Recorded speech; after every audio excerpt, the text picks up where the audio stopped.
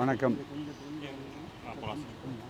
பகுத்தறிவு பகலவன் தந்தை பெரியார் அவர்கள் தன்னுடைய சுயமரியாதை இயக்க பணியை தொடங்குவதற்கு அடித்தளமாக கொண்டது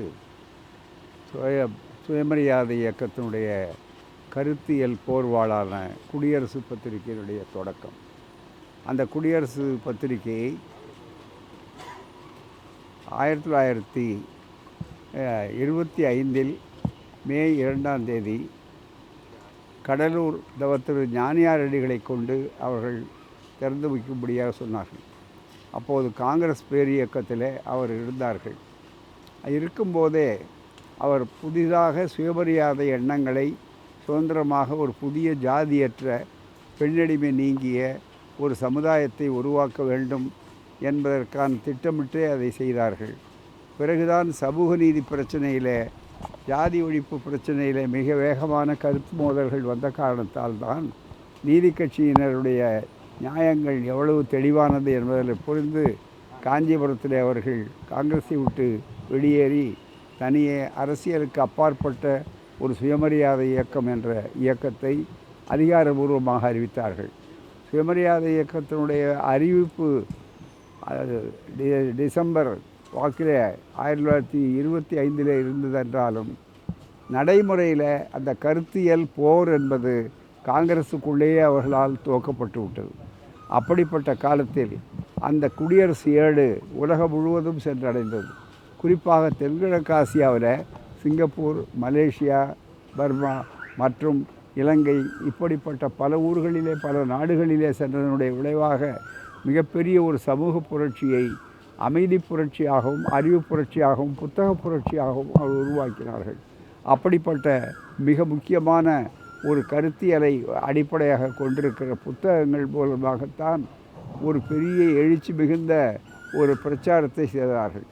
மாலை நேரங்களிலே ஒரு பக்கத்தில் அவர்களுடைய பிரச்சாரம் பொதுக்கூட்டம் என்று அமைந்தாலும், மீதி நேரங்களிலே வார ஏடு, அதுபோலவே தடை செய்யப்பட்டால் புரட்சி, பகுத்தறிவு, பிறகு விடுதலை, பிறகு இப்படி பல பத்திரிகைகள் மூலமாக அறிவார்ந்த நிலையை அவர்கள் உருவாக்கினார்கள்.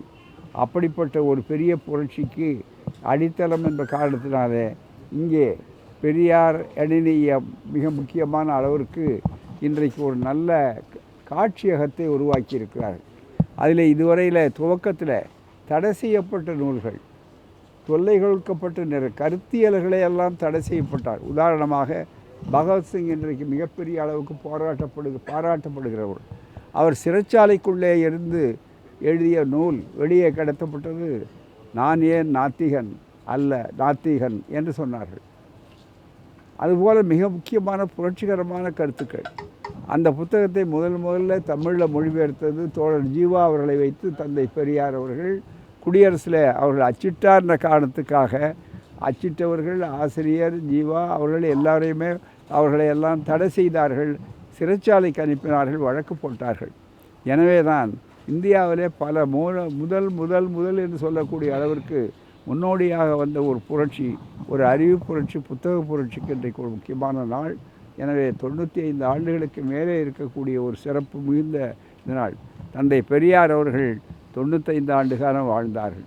ஆனால் அவர்களுடைய புத்தகத்துக்கு இத்தனை ஆண்டு காலம் என்று நிர்ணயிக்க முடியாது. அது என்றைக்கும் வாழும், என்றைக்கும் புரட்சிகரமான ஆயுதங்களாக இருக்கும். இன்றைக்கு மதுரையில் முருகர் மாநாடு நடக்குது. பாஜக மாநில தலைவர் நயினார் நாகேந்திரன் 2026 தேர்தலுக்கு ஒரு எடுத்துக்காட்டாக இந்த மாநாடு இருக்கும், அதில் நாங்கள் வெற்றியை தொடர்ந்து ஒரு எடுத்துக்காட்டாக இருக்கும் இந்த மாநாடு அப்படின்னு சொல்லியிருக்காரு. அப்படியே சொல்லியிருக்காரு.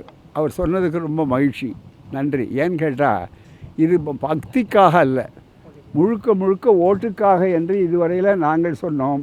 இப்போது அவர்கள் ஒப்புதல் வாக்கு மூலம் கொடுத்திருக்கிறார்கள். எனவே பக்தர்களே ஏமாந்து விடாதீர்கள், நாங்கள் உங்கள் கையில் இருக்கிற ஓட்டு தான் எங்களுக்கு முக்கியமே தவிர உங்கள் மனதில் இருக்கிற பக்தியை பற்றி எங்களுக்கு கவலை இல்லை என்பதை வெளிப்படையாக பிரகடனம் செய்த பாஜக தலைவருக்கு நன்றி. தொகுதி மறுசீரமைப்புலாம் திமுக பயத்தினால தான் எடுத்திருக்காங்க, தேர்தல் பயத்தினால, தோல்வி பயத்தினால சொல்லியிருக்காங்க. எப்படி பார்க்குறீங்க? ஏன்னா அவர் வெற்றி வீரர். எந்த முருகனை சொல்கிறீங்க? வேல் முருகனா, இல்லை வேலை இழந்த முருகனா, வள்ளி தெய்வான முருகனா, அல்லது மத்தியில் 2 இடத்துல தோற்று போய் போனார். நீலகிரி பாராளுமன்றத்துலேயும் தோற்று போய், அதே மாதிரி அதுக்கு முன்னால் தாராபுரத்துலேயும் தோற்று போய் வந்திருக்கிற அந்த முருகனா அல்லது வேறு எந்த முருகன்றதை முதல்ல தெரிஞ்சுக்கிறோம். ஆகவே ஒருவேளை நீங்கள் எந்த முருகனை குறிப்பிட்டு சொல்கிறீங்கன்னு தெரியல. ஒருவேளை புதுசாக வந்த முருகனாக இவர் தான் இருப்பார் போகாமல்.